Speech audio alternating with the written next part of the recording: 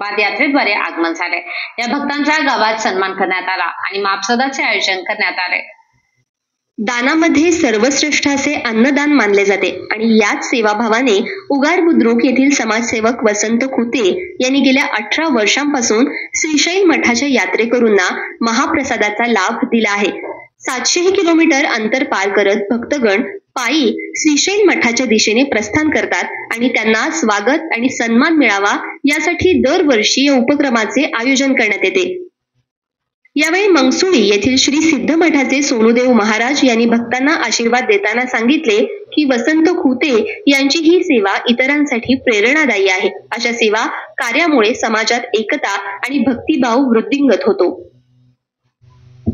यावेळी कागवाडचे आमदार राजू कागे यांनीही कार्यक्रमाला भेट देऊन भक्तांना शुभेच्छा दिल्या आणि कार्यकर्त्यांनी घेतलेल्या या पवित्र उपक्रमाचे कौतुक केले।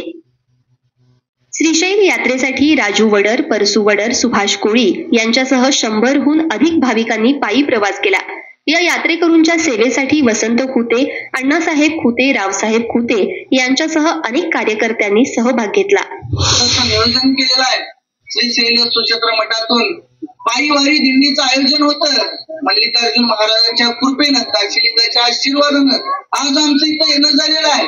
त्यामुळं प्रत्येकानं समाधानकारक, मनपसंत महाप्रसाद घ्यायचा आहे। प्रत्येकाने इच्छा सांगायची आहे, घेऊन जायचं आहे।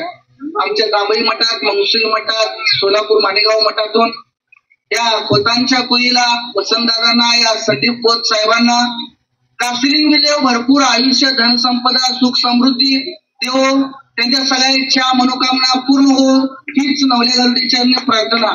तुमच्या आलेल्या सर्व भक्तांचं, गावातील प्रतिष्ठित, गोर गरीब सर्व लोकांचं इथं स्वागत आहे।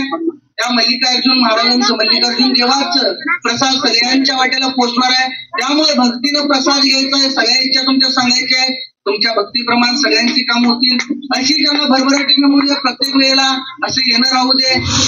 यावेळी उगार गावातील महेंद्र कुसनाळे, मुरुगेश कुंभार, ऐनापूरचे उदय माने, राजू दुग्गे, सतीश पाटील यांच्यासह शेकडो कार्यकर्ते आणि महिला कार्यकर्त्यांनी महाप्रसाद वितरणात सहभाग घेतला।